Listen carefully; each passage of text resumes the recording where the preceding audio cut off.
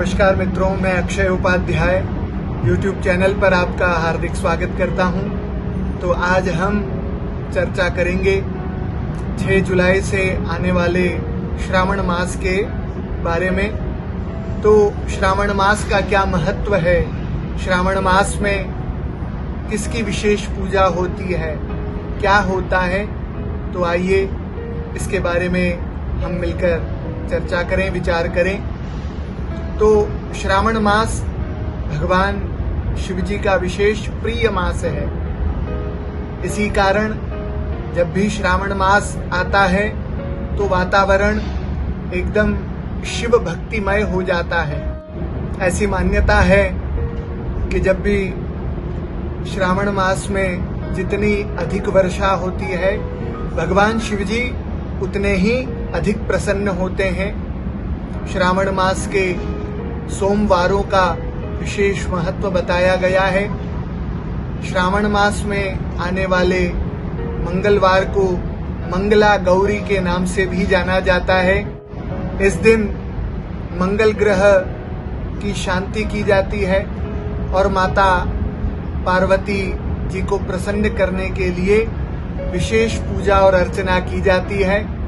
इसके अतिरिक्त नाग पंचमी और रक्षाबंधन इत्यादि त्योहार भी हर्ष उल्लास से मनाए जाते हैं। तो आइए हम जानते हैं कि यह श्रावण मास भगवान शिव जी को क्यों प्रिय है, इसके पीछे क्या कथा है, इसके बारे में जानते हैं। तो प्राचीन समय में सनक सनंदन इत्यादि ऋषिगण व्याकुल होकर भगवान महादेव जी के पास में गए और उनसे प्रार्थना करने लगे कि हे भगवान भोलेनाथ, यह श्रावण मास ही आपको सबसे अधिक प्रिय क्यों है, इसका क्या कारण है। तो भगवान ने एक संक्षिप्त कथा सुनाई जो मैं आपके सामने प्रस्तुत कर रहा हूं। तो भगवान शिव जी की एक पत्नी थी, देवी सती। उनके पिताजी का नाम था राजा दक्ष प्रजापति।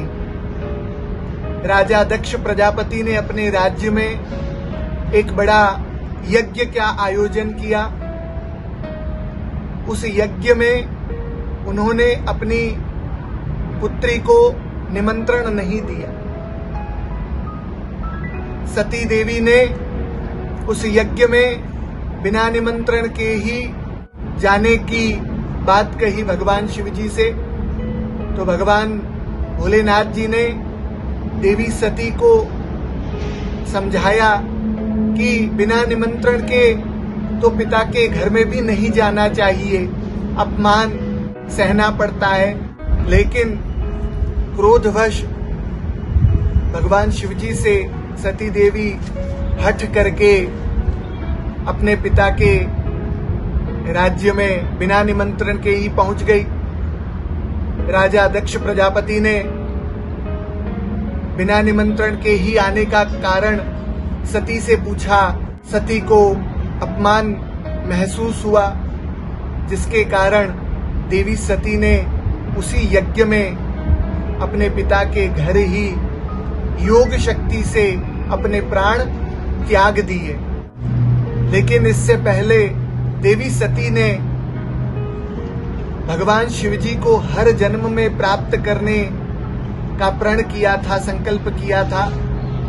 तो देवी सती का दूसरा जन्म जो है माता पार्वती के रूप में राजा हिमालय राज के घर में कन्या के रूप में हुआ। देवी पार्वती ने अपनी युवावस्था में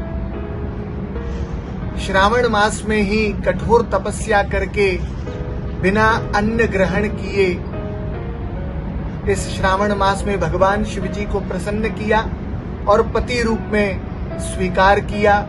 तभी से यह श्रावण मास भगवान शिव जी को अति प्रिय है।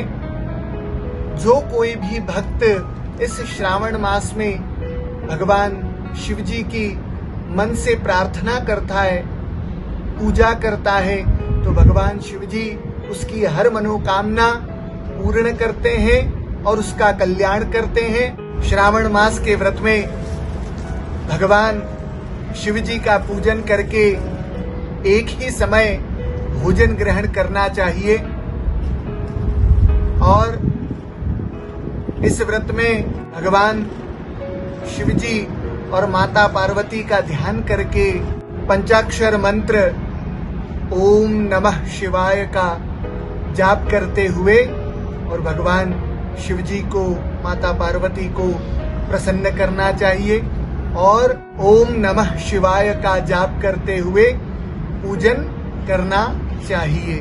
तो यह हमने श्रावण मास के बारे में विचार किया। इसी के साथ में भगवान शिव जी को नित्य ही प्रसन्न रखने के लिए प्रदोष व्रत का भी विशेष महत्व बताया गया है। जिस प्रकार एक महीने में 2 बार एकादशी आती है, उसी प्रकार प्रदोष भी हर महीने में 2 बार आते हैं।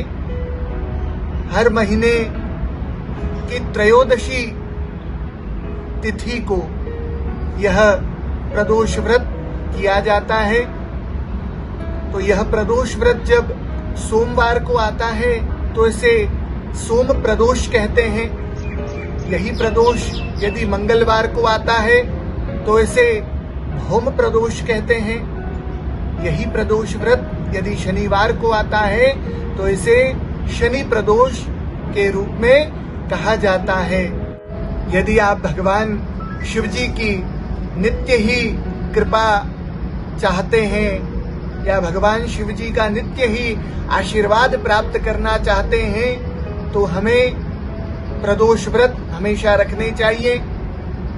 भगवान शिव जी इस व्रत से प्रसन्न होकर हमारी हर मनोकामना पूर्ण करते हैं और मुख्य हमें आरोग्य रहने का वरदान देते हैं, जिससे कि हम सदैव स्वस्थ और सुखी रह सकें। प्रदोष व्रत के दिन भगवान शिव जी की शाम के समय विधि विधान से पूजा करने से भगवान महादेव, भोले बाबा प्रसन्न होकर भक्तों की हर मनोकामना को पूर्ण करते हैं और उनका कल्याण करते हैं।